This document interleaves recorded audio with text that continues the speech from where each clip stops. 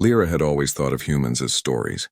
Tales told to children around the crystal fires of the Valari Palace. Myths of warriors who could survive storms that would kill an army, who could fight for days without rest, and who could stand alone against entire alien fleets. Humans were dangerous, yes, but they belonged to the past, a distant memory of wars that had faded into legend. To her, they were no more real than the dragons her mother spoke of when she wanted to warn Lyra about greed and ambition. The Valari Empire stretched across dozens of star systems, each connected by shimmering lightways that carried ships faster than thought. Lyra, a princess of her people, had grown up in comfort, surrounded by advisors, teachers, and bodyguards. She knew war only from holosims, simulations designed to prepare her for the eventual responsibilities of command. Battle in real life seemed almost romantic, like a story she could read about and forget. She never imagined she would face it herself. But that illusion shattered the moment the Drexel Dominion appeared over Valari space. The Drexel were monstrous in size, with massive ships that looked like black pyramids floating in space. Their engines blazed violet trails across the star fields as they advanced, devouring everything in their path. The Valari fleet scrambled, but their numbers and strategies were no match for the Drexel's ferocity. Lyra watched from the palace observation deck, heart pounding as fleets burned and worlds fell. Her advisors argued about evacuation protocols and counterattacks, but Lyra's mind was elsewhere. She had always dismissed humans, imagining them as primitive fighters who might only be brave in stories. But the reality she faced now, the fear, the desperation, the sheer chaos, made her question everything she had ever known. By the time her escape was arranged, the Valari capital had become a battlefield of light and fire. Lyra and a small team of attendants boarded an escape shuttle, its hull trembling as distant explosions shook the space above. They barely cleared the atmosphere before the city's orbital defenses were annihilated. The journey through the void was tense. Lyra's hands gripped the console as they navigated asteroid fields and debris from destroyed satellites. She was trained in piloting, but nothing could have prepared her for this. Nothing could have prepared her for the moment when the shuttle's sensors picked up an unknown signal, small, fast-moving, and armed. Pirates? One of her attendants whispered. No, Lyra said, her eyes narrowing. She watched the figure on the screen. Something else. Something alive. Within moments, the shuttle was under attack. Lasers streaked past the hull, shaking the craft violently. Lyra's attendants panicked, but she kept her mind sharp, directing evasive maneuvers and countermeasures. Still, a lucky shot tore through the side of the shuttle, sending it spinning toward a barren planet below. The crash was brutal. The shuttle skidded across jagged rocks, sparks flying from torn panels. Lyra was thrown against the restraints, pain shooting through her shoulder. When she finally came to, the craft was smoking and barely intact. She unbuckled herself and crawled out, gasping for air. Around her, the planet stretched like a lifeless wasteland. Rocky plains, jagged cliffs, and the faint glow of distant fires. It was then she saw him, a figure standing atop a ridge, silhouetted against the burning horizon. Broad-shouldered, tall, and carrying weapons Lyra had only read about in old Valari records. His armor was battered, scratched, and clearly used in real battle. He moved with precision, scanning the area, aware of every rock, every shadow. Lyra's first instinct was fear. Humans were supposed to be legends, stories told to entertain or warn, not something she could see, not someone standing there real and armed. He noticed her almost immediately. Marcus Hale, a name she would soon learn, did not run. He did not hesitate. Instead, he approached, one hand resting casually on the handle of a strange weapon. "You're far from home," he said, his voice calm but commanding. "Are you Valari?" Lyra hesitated, unsure how to respond. "I am Princess Lyra of Valari," she finally said, testing the sound of her own words. Her voice sounded small even to her. Marcus nodded slightly. "You shouldn't be here. This planet is not safe. I crashed. My shuttle," Lyra's words faltered. She looked at the human, expecting to see arrogance or cruelty. Instead, she saw focus, alertness, and a strange, quiet intensity. Without another word, he signaled for her to follow. They moved through the rocky terrain, and Lyra struggled to keep up. Marcus navigated easily, avoiding loose stones and treacherous paths, his steps confident and sure. Every so often he would glance at the horizon, scanning for threats with eyes that seemed to see farther than any Valari sensor. "Who are you?" she asked after a long silence. "Marcus Hale," he replied. "I fight for humans. For survival. For what's right," Lyra's mind raced. Humans fought for survival? For what was right? These were the stories, but seeing it, hearing it, sensing it in him, made her feel a mix of awe and disbelief. She had never imagined that a human could be real, that a human could be this exceptional. They reached a small ravine where Marcus crouched, examining the terrain. "You need to hide. Drexel patrols will be moving through this area soon." Lyra tried to absorb what was happening. She, a princess of the Valari, was now taking orders from a human soldier. And yet, there was no doubt in her mind that if she didn't listen, she would not survive. Hours passed as they moved silently, the planet's harsh environment testing her every step. Marcus taught her basic survival tricks: how to use the rocks for cover, how to move without making noise, how to read the signs of approaching enemies. Lyra's skepticism of humans began to crack, replaced with admiration and a strange sense of hope. By the time night fell, Lyra was exhausted, but she was alive. She looked at Marcus, who was checking their perimeter, and realized that the stories had not been lies. Humans were not just legends. They were real, and they were terrifyingly capable. As she drifted into a fitful sleep hiding in a small cave Marcus had found, Lyra could not shake the feeling that everything she had believed about humans, about herself, about her people, was about to change. In the distance, the faint hum of Drexel engines reminded her that the real war was only beginning, and she would face it not with legends but with a living, breathing warborn by her side. The wind howled across the barren plains of the crashed world. Rocks shifted underfoot, and the faint red glow of distant fires painted everything in a harsh light. Lyra had never felt so exposed. Every shadow seemed alive, every sound a threat. She tightened her grip on the small survival pack Marcus had given her, and followed him cautiously.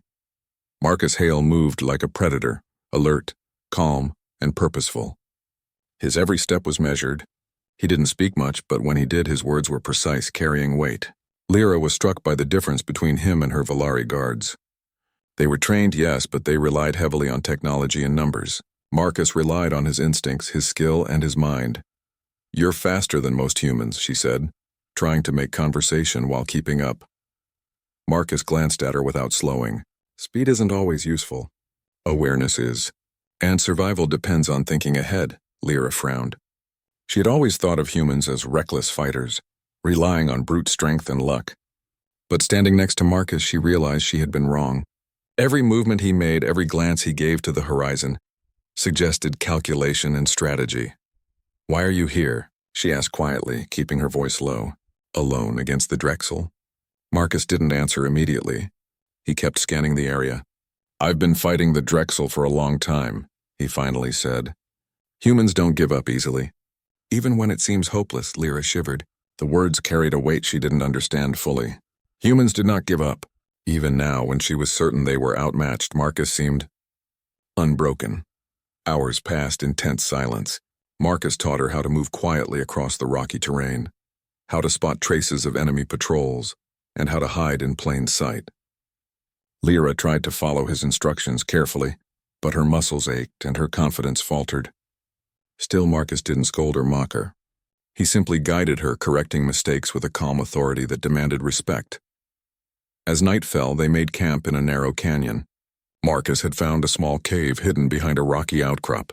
Inside, he checked the perimeter before settling down. "Rest, you'll need your strength," he said. Lyra sat, her knees pulled to her chest. She felt both exhaustion and awe. Marcus had saved her life, led her across dangerous terrain, and yet he carried himself with a quiet ease that made it clear this was nothing unusual for him. She could see why humans were feared in legend. They were extraordinary, capable of surviving what others could not. "Do all humans fight like you?" she asked, curiosity breaking through her exhaustion. Marcus shook his head. "No, some fight for survival. Some fight for honor. But those who are called warborn, we fight because we refuse to be broken." He paused, staring at the fire flickering between them. "It's not about strength. It's about will." Lyra thought about that. She had always believed that the Valari were unmatched in their culture, technology, and training. And yet here was Marcus, a human, demonstrating a courage and resilience that she had only ever read about. It unsettled her. Suddenly, a distant hum echoed through the canyon. Lyra stiffened. Marcus was immediately alert, eyes scanning the dark horizon. He crouched, signaling for... The wind had died down by the time Lyra and Marcus reached the ridge overlooking a narrow valley. Smoke still rose from distant fires, painting the horizon red, but the world felt quieter now, almost deceptively calm. Marcus crouched behind a rock, scanning the valley below with eyes that missed nothing. Lyra followed his lead, trying to imitate his cautious movements. Every step she took felt foreign, every instinct tested. "This valley is dangerous," Marcus said softly, nodding toward the path ahead. "Drexel patrols like to use it. They know the terrain better than we do, and they hunt in packs." Lyra swallowed hard. She had grown up in palaces, surrounded by advisors who solved problems with strategy and politics. Fighting in a real war zone was nothing like the holosims she had trained with. The danger was immediate, physical, and lethal. "I understand," she said, though she wasn't sure she really did. Marcus studied her for a moment. "Do you?" he asked. His tone was firm but not unkind. "Because understanding is the first step to surviving." She nodded, feeling both challenged and motivated. Marcus didn't coddle her, and that irritated her at first. But slowly, she began to realize that his methods, direct, precise, demanding, were teaching her something her tutors never had: how to survive in a world where legends and myths could no longer protect her. They began their descent into the valley. Marcus led, moving with a grace that belied his strength. Lyra followed, trying to match his pace in silent footsteps. The valley floor was littered with debris from old battles, burned-out vehicles, shattered weapons, and the occasional skeletal remains of alien creatures. The sight made her stomach turn, but she forced herself to keep moving. Fear was dangerous if it slowed her down. As they navigated the valley, Lyra began to notice the subtle differences between human and Volari tactics. Marcus didn't rely on numbers or firepower alone. He used cover, timing, and deception. He anticipated where the Drexel would be, predicting movements and avoiding traps before they even appeared. Every decision was deliberate. Every movement served a purpose. "Humans are different," Lyra murmured almost to herself. Marcus glanced at her briefly, a small smile tugging at his lips. "Different how?" "They plan, but they also adapt. They don't just follow orders, they think, improvise, survive." Marcus's smile widened. "That's one way to put it. Humans fight because we must, not because we're told to. Our survival depends on it, and we never give up, no matter the cost." Lyra shivered. She had always thought the human legends exaggerated bravery, but seeing it in action, understanding it, made her feel a mix of awe and fear. Humans weren't just warriors, they were adaptable, relentless, and astonishingly clever. Suddenly, a low rumble echoed through the valley. Lyra froze. Marcus tensed instantly, scanning the area. "Drexel patrols," he whispered. "Several of them. Move!" They ducked behind a large piece of debris. Lyra's heart pounded as she watched Marcus assess the situation. He counted the enemies, mapped their positions in his mind, and formulated a plan. Then he turned to her. "Stay close. Follow my lead. Don't try to fight unless I say." Lyra nodded, though her hands trembled slightly. She had never fired a weapon in real life, never faced an enemy so close. But she trusted Marcus. He had saved her before, and she knew he would do it again if needed. The Drexel patrol moved cautiously through the valley, scanning for signs of life. Marcus whispered instructions to Lyra, teaching her how to move silently, how to stay hidden, and how to use the environment to their advantage. She followed him as best she could, trying to keep her fear in check. At the right moment, Marcus sprang into action. He took down the first Drexel soldier with a precise shot, then moved swiftly to eliminate another. Lyra watched wide-eyed as he fought not with brute force alone, but with strategy, anticipation, and unyielding will. "Now," he whispered, motioning for her to act. Lyra took a deep breath and aimed her small energy pistol at a Drexel soldier who had not noticed her. She fired, hitting her target in the shoulder. The alien stumbled, giving Marcus the opportunity to finish the fight. Lyra's pulse raced, but she felt a strange surge of confidence. She had contributed, had survived, had fought beside a legend. When the patrol was finally defeated, Marcus lowered his weapon. "Good work," he said. "You're learning fast." Lyra blinked, still processing. I didn't think I could do it." Marcus shrugged. "Most wouldn't have. Most would have panicked. But you didn't. That's the difference between surviving and becoming a story." The words sank in. Lyra realized that survival wasn't just about weapons or numbers. It was about willpower, presence of mind, and determination. Humans had something her people had never fully understood: the refusal to be broken, even when facing impossible odds. As they moved deeper into the valley, Lyra began to feel a shift within herself. She was no longer the sheltered princess who believed humans were just stories. She was learning, adapting, surviving, and with Marcus as her guide, she felt capable of facing dangers she had never imagined. By nightfall, they reached a small ruined settlement. Marcus found a building that offered shelter and a vantage point for observing the surrounding area. Inside, they tended to minor injuries and shared a sparse meal.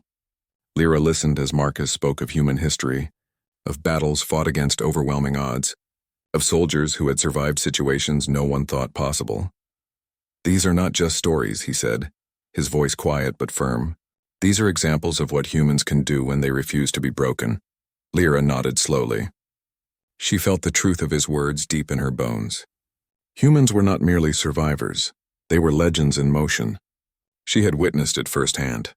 She had fought alongside one, and she could feel the spark of that same spirit igniting within herself. As they settled for the night, Lyra looked at Marcus and realized something she had never considered before. Humans were not just warriors. They were teachers. They were examples of what was possible when courage and willpower overcame fear and doubt. And if she wanted to survive, she would need to embrace that spirit fully. The Drexel threat was far from over, and the challenges ahead would test her in ways she could not yet imagine. But for the first time, Lyra felt ready. She was no longer a princess who hid behind stories. She was a student of the warborn, learning from a man who embodied the legends she had once dismissed. And in that moment, Lyra knew that the clash of cultures, Valari and human, was not a weakness. It was a strength. Together they could survive, adapt, and perhaps even turn the tide against the Drexel. The night was dark, but Lyra felt a fire within her, a spark of courage that had been ignited by the living legend beside her. The journey ahead would be dangerous and the battles would test her in every way. But she had seen what humans could do. She had survived alongside one, and for the first time, she believed that she could fight and win. The dawn broke over the jagged landscape, spilling pale light across the ruined valley where Lyra and Marcus had spent the night. Smoke still lingered in the distance from the Drexel patrols they had evaded, and the acrid scent of scorched metal filled the air. Lyra's muscles ached, her body heavy with fatigue, but her mind was sharper than ever. She had survived the first real encounter with the enemy, and with Marcus guiding her, she had learned more in a few days than she had in years of palace training. Marcus was already awake, checking the perimeter of their temporary shelter. His movements were precise, calm, and careful. Lyra watched him, feeling a mixture of admiration and awe. He was more than a soldier. He was a living embodiment of the stories she had once dismissed as myths. Humans, she realized, were not just fighters. They were strategic, disciplined, and unyielding. "You've slept enough," Marcus said without looking back. "We need to move. The Drexel patrols won't stay idle for long." Lyra nodded, forcing herself to stand. Her body protested with every step, but determination burned within her. She had survived this long not by luck, but by learning to adapt, to move with purpose, and to trust in Marcus's guidance. As they made their way down the valley, Marcus spoke quietly, sharing insights into human philosophy. "Humans fight not because we are stronger," he said, his eyes scanning the horizon.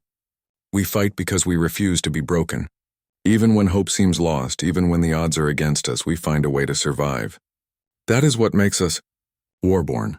Lyra considered his words carefully. She had grown up in a society that valued elegance, strategy, and intellect, but she had rarely seen true courage in action. Marcus was teaching her something different, something primal and necessary. It was not about pride or politics. It was about survival, willpower, and refusing to give in to fear. Their path led them to a small canyon, narrow and winding, where they could move unseen. Marcus paused, listening, and then signaled for Lyra to crouch behind a rock. The Drexel were near.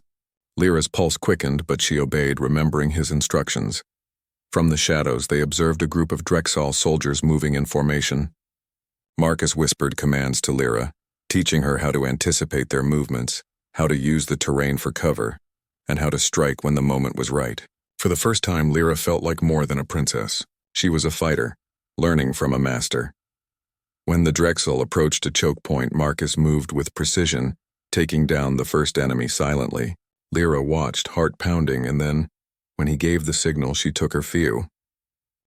The valley lay quiet under a pale morning sun, but silence in a war zone was never peaceful. Lyra and Marcus moved cautiously through the ruins of the old Valari settlement, their senses alert to every sound. The Drexel had been relentless, and intelligence reports from Marcus suggested they were regrouping nearby, preparing for another strike. Survival alone would not be enough this time. They needed to act. Lyra's body ached from the days of travel, sleep deprivation, and previous skirmishes, but she felt stronger. The lessons Marcus had taught her, the careful observation, precise movement, and the unyielding determination of a human warrior, had taken root. No longer the sheltered princess, she was learning to think and act like a fighter. Marcus paused beside a broken wall, crouching to scan the open plains ahead. "We can't keep running," he said. "If we wait, the Drexel will corner us. It's time to fight back, and we need a plan." Lyra nodded. She felt a thrill of determination mixed with apprehension. "What do you need me to do?" she asked, her voice steady.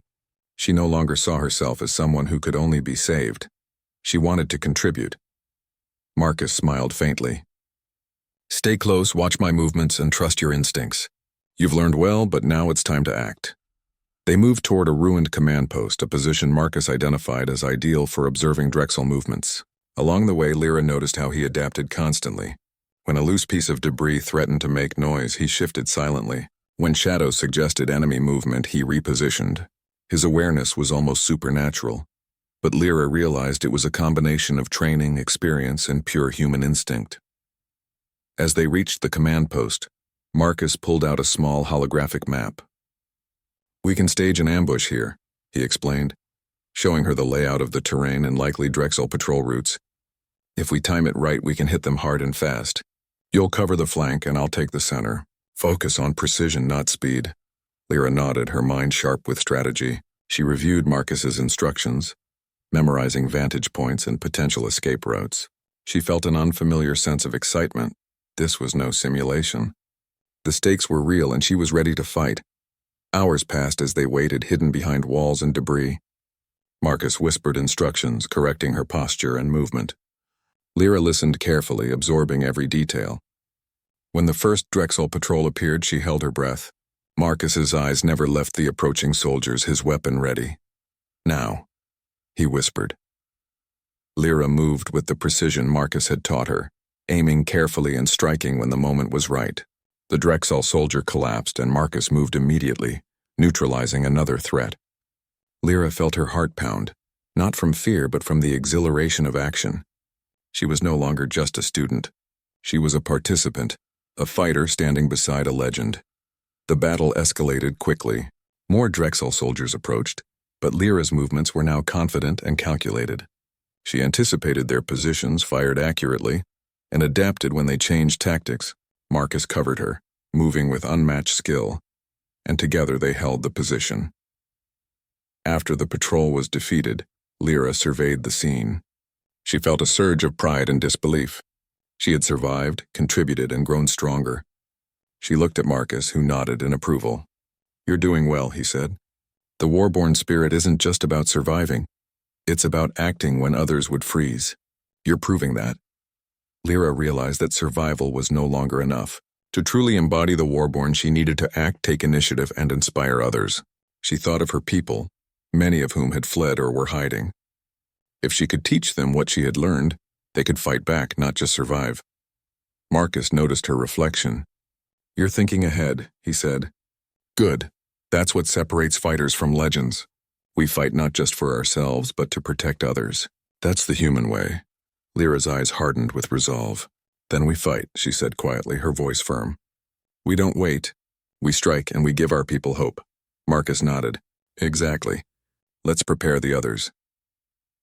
They moved through the ruins, gathering survivors, Valari soldiers, civilians, and a handful of human stragglers. Lyra instructed them, using what Marcus had taught her. Her voice carried authority now, but it was tempered with care. She showed them how to move quietly, strike strategically, and stay alive. The survivors, initially hesitant, began to trust her. They could sense the change in her. This was no longer the naive princess. She was a leader, a fighter, and a symbol of resilience. As night fell, they prepared their ambush. Marcus checked weapons, reviewed strategy, and assigned positions. Lyra oversaw the flank, ensuring every survivor understood their role. The Drexel would not expect a coordinated counterattack from a small group. Lyra felt the fire of the war-born spirit ignite fully within her. The Drexel arrived, more numerous than anticipated, but Lyra's group held their ground. She fired at the advancing soldiers, her aim precise and steady. Her voice directed survivors, guiding them through the chaos. Marcus led the center, striking with unmatched efficiency. Their combined efforts were devastating. The Drexel faltered, unprepared for such fierce resistance. During the battle, Lyra noticed Marcus take a heavy blow to the shoulder, his armor damaged. For a moment, time seemed to slow. Fear would have gripped her before, but now she acted. She moved to his side, covering him, providing support, and directing the others to maintain their positions. Marcus's eyes met hers, and for the first time she saw a hint of pride in his expression. When the last Drexel retreated, Lyra and Marcus surveyed the battlefield. They had won, but the cost was clear. Survivors were shaken and injuries were everywhere, yet there was hope. Hope born from courage, strategy, and the unyielding human spirit. Lyra felt something shift within her. She had begun to understand the true essence of the Warborn. It was not just about surviving or fighting. It was about leading, inspiring, and refusing to be broken no matter the odds. She had seen Marcus embody this spirit every day, and now she was beginning to feel it within herself. Sitting beside the remnants of the battle, Lyra spoke quietly. "Thank you, Marcus, for everything. You didn't just teach me how to fight, you showed me what humans are capable of. And now I know. I can do this too." Marcus looked at her, his expression calm but approving. "You've always had it within you," he said. "I just helped you see it. The Warborn spirit isn't something you learn overnight.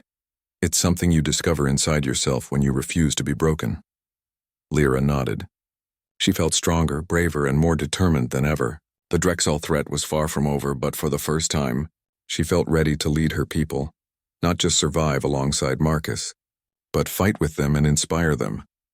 The night sky stretched endlessly above the valley, filled with stars that seemed to burn brighter after the day's battle. Lyra knew that more challenges awaited, but she was no longer the same person who had crashed on this planet days ago. She had grown, learned, and begun to embody the Warborn spirit. And when the next battle came, she would stand not as a frightened princess but as a fighter, a leader, and a symbol of hope for those who believed in survival against all odds. The night air was thick with tension as Lyra and Marcus surveyed the Drexel stronghold from a nearby ridge. Flames flickered in the distance, illuminating the massive structure that had terrorized the valley for weeks. The Drexel had grown bold, striking supply lines and hunting survivors. Lyra had spent the last days organizing the Valarian human survivors into a small, disciplined force, teaching them the lessons Marcus had passed on. Tonight they would strike back, not merely to survive but to fight with purpose. Marcus crouched beside her, studying the enemy's formation. "We have one chance," he said quietly. "We hit them hard, hit them fast, and make them believe we are stronger than we are. Timing, precision, and courage will decide this battle." Lyra nodded, her hands steady despite the adrenaline coursing through her. She felt the Warborn spirit burning inside her, a spark that had grown from awe to understanding, from learning to leadership. She was no longer the princess who had crashed on this planet. She was a fighter, a commander, and a symbol of hope for her people. "Remember," Marcus continued, "humans fight because we refuse to be broken. That doesn't mean we are invincible. It means we adapt, endure, and act when others would freeze. You've learned well, Lyra. Tonight you lead. I'll support." Lyra's heart surged. She had followed Marcus before, but now the roles had shifted. She would lead the flank, coordinate the survivors, and ensure that every movement was precise. Fear lingered, but it no longer ruled her. She had learned courage through action, and now she would inspire it in others. They descended into the valley, moving silently.